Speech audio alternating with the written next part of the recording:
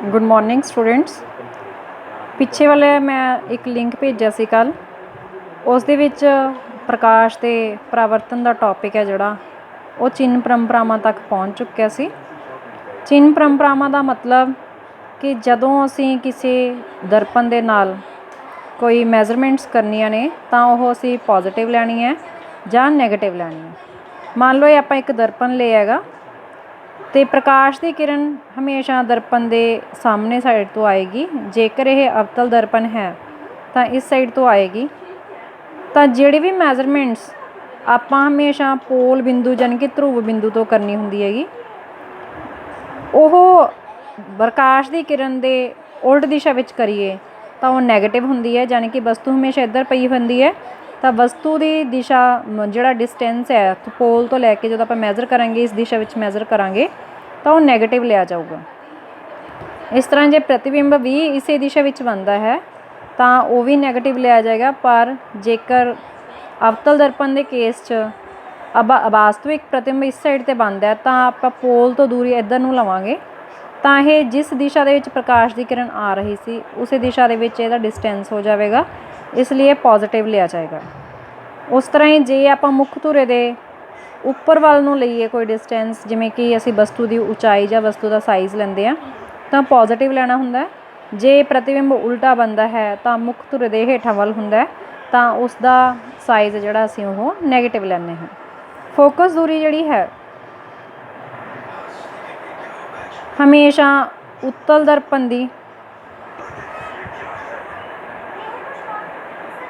Positive हुंदी है तो अवतल दर्पण की हमेशा नैगेटिव हुंदी है। ये हमेशा इस तरह ही लैनी है। इस दे नाल असीं हुण चिन्ह परंपरावां बारे जो पता लग जाता है, पर असीं कुछ न्यूमैरिकल सॉल्व कर सकते हैं। उस लिए सानूं चाहिदा है दर्पण फार्मूला। दर्पण फार्मूला एक फार्मूला है जिहदे नाल असीं प्रतिबिंब दे बारे, वस्तु बारे, प्रतिबिंब दे साइज़, आकार, उहदी स्थिति बारे पता लगा सकते हैं। ये फार्मूला दा है 1/f यानी कि 1/f बराबर है 1/v प्लस 1/u।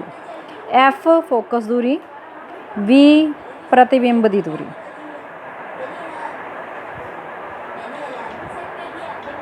तो जिहड़ा u है वो है वस्तु की दूरी।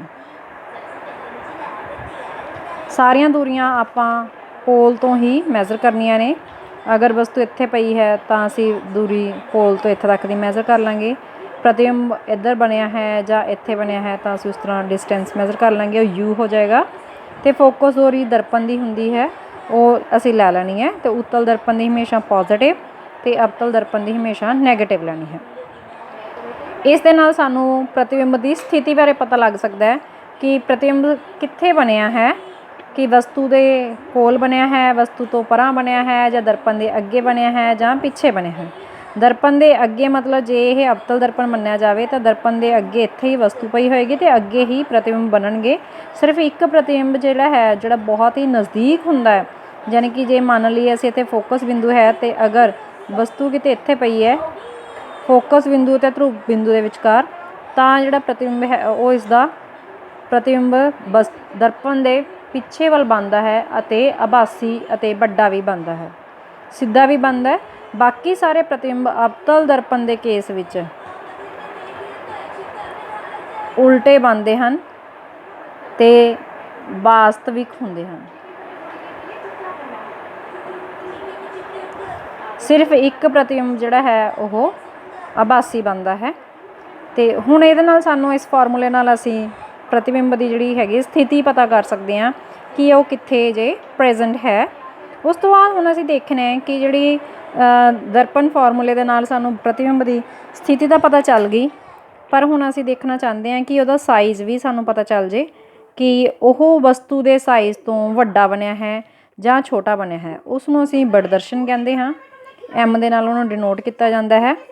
ये किहदे बराबर हुंदा है कि प्रतिबिंब का साइज़ बटे वस्तु का साइज़ एच डैश बटे एच, इनू असी v/u के बराबर भी लेंदे हाँ।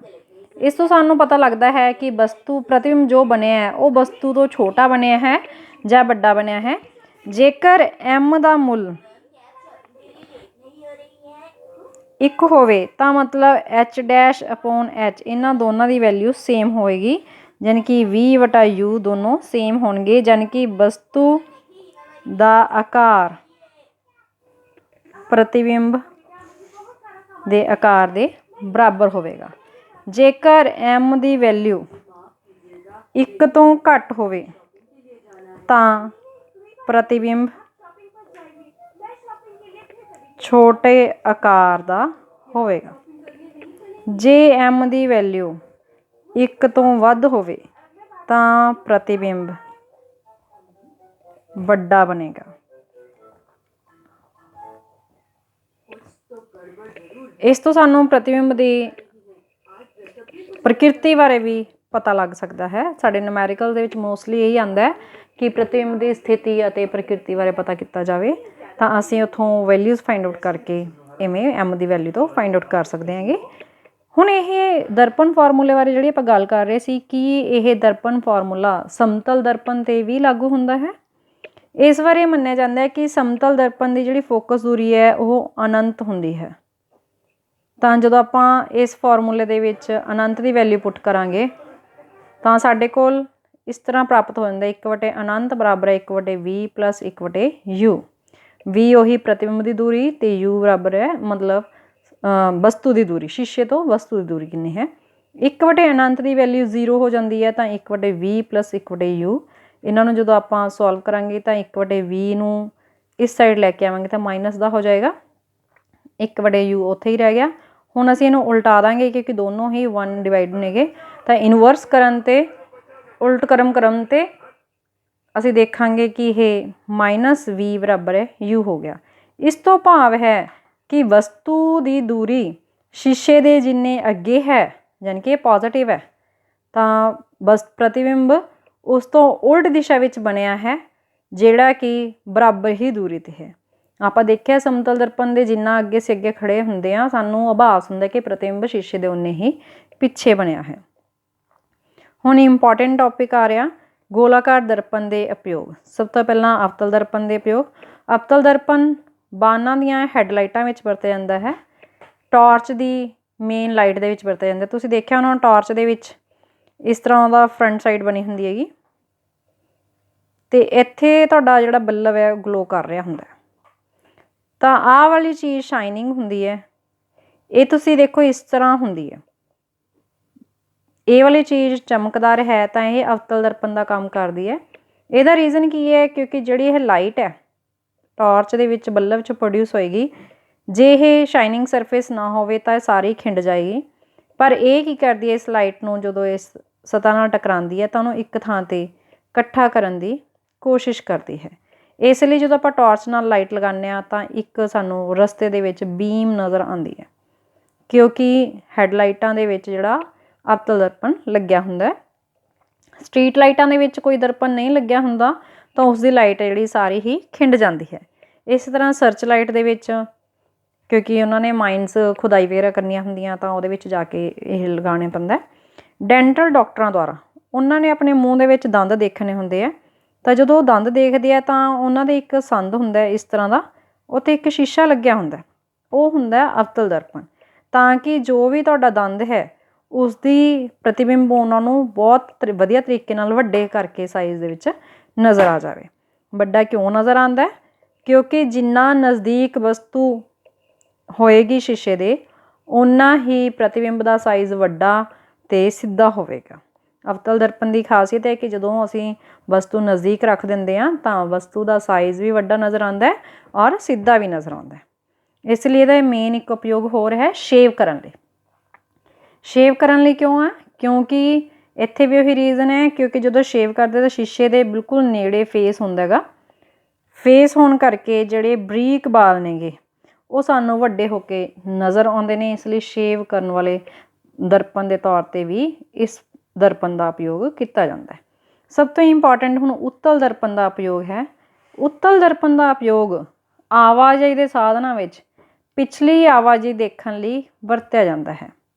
ਸਾਈਡ ਵਾਲੇ ਮਿਰਰ ਤੁਸੀਂ ਦੇਖਿਆ ਸਕੂਟੀਆਂ 'ਤੇ ਲੱਗੇ ਹੁੰਦੇ ਆ, ਜਿਹਦੇ ਵਿੱਚ ਆਪਾਂ ਪਿੱਛੋਂ ਚੀਜ਼ ਦੇਖ ਸਕਦੇ ਹਾਂ। ਤੁਸੀਂ ਦੇਖਿਆ ਹੋਣਾ ਕਿ ਸ਼ੀਸ਼ਾ ਬਹੁਤ ਛੋਟਾ ਲੱਗਿਆ ਹੁੰਦਾ ਹੈ ਪਰ ਤੁਹਾਨੂੰ ਨਜ਼ਰ ਸਾਰੀ ਰੋਡ ਆ ਜਾਂਦੀ ਹੈ, ਤੇ ਕਿਉਂਕਿ ਇਹ ਉੱਤਲ ਦਰਪਣ ਦਾ ਇੱਕ ਗੁਣ ਹੈ ਕਿ ਇਸ ਦਾ ਦ੍ਰਿਸ਼ਟੀ ਖੇਤਰ ਵੱਡਾ ਹੁੰਦਾ ਹੈ ਤੇ ਪ੍ਰਤੀਬਿੰਬ ਹਮੇਸ਼ਾ ਸਿੱਧਾ ਬਣਾਉਂਦਾ ਹੈ। ਪਰ ਤੁਸੀਂ ਦੇਖਿਆ ਹੋਣਾ ਛੋਟੇ ਸਾਈਜ਼ ਦਾ ਪ੍ਰਤੀਬਿੰਬ ਬਣਦਾ ਹੈ ਤੇ ਸਾਨੂੰ ਇਹ ਦੂਰ ਨਜ਼ਰ ਆਉਂਦਾ ਹੈ, ਜਦ ਕਿ ਅਸਲ ਦੇ ਵਿੱਚ ਪ੍ਰਤੀਬਿੰਬ ਵਸਤੂ ਹੈ ਜੋ ਉਹ ਪ੍ਰਤੀਬਿੰਬ ਦੇ ਹਿਸਾਬ ਨਾਲੋਂ ਨੇੜੇ ਹੁੰਦੀ ਹੈ। ਇਸੇ ਲਈ ਮਿਰਰਸ ਦੇ ਉੱਤੇ ਕੁਛ ਇੰਗਲਿਸ਼ ਵਰਡਿੰਗ ਵੀ ਲਿਖੀ ਹੁੰਦੀ ਹੈ, objects are nearer than they appear in the mirror. ਉਹਦਾ ਰੀਜ਼ਨ ਵੀ ਇਹੀ ਹੈ ਕਿ ਜਿੰਨੇ ਤੁਹਾਨੂੰ ਦੂਰ ਨਜ਼ਰ ਆ ਰਹੀ ਹੈ ਚੀਜ਼ ਇਸ ਵਿੱਚ, ਉਹ ਉਸ ਤੋਂ ਨੇੜੇ ਹੈ, ਕਿਉਂਕਿ ਇਸਦਾ ਦ੍ਰਿਸ਼ਟੀ ਖੇਤਰ ਵੱਡਾ ਹੋਣ ਕਰਕੇ ਛੋਟੇ ਸਾਈਜ਼ 'ਚ ਲਗਾ ਕੇ ਵੀ ਇਹ ਬਹੁਤ ਜ਼ਿਆਦਾ ਮਾਤਰਾ ਦੇ ਵਿੱਚ ਸਾਰੀ ਸੜਕ ਸਾਨੂੰ ਦਿਖਾ ਸਕਦਾ ਹੈ। ਇਸ ਲਈ ਇਸ ਦੀ ਵਰਤੋਂ ਪਿਛਲੀ ਆਵਾਜਾਈ ਵੇਖਣ ਲਈ ਕੀਤਾ ਜਾਂਦਾ ਹੈ। ਕੱਲ੍ਹ ਨੂੰ ਅਸੀਂ ਅਪਵਰਤਨ ਦਾ ਟੋਪਿਕ ਕਰਾਂਗੇ। ਅੱਜ ਇਹ ਪਰਾਵਰਤਨ ਦਾ ਟੋਪਿਕ ਕੰਪਲੀਟ ਹੋ ਗਿਆ। Thank you.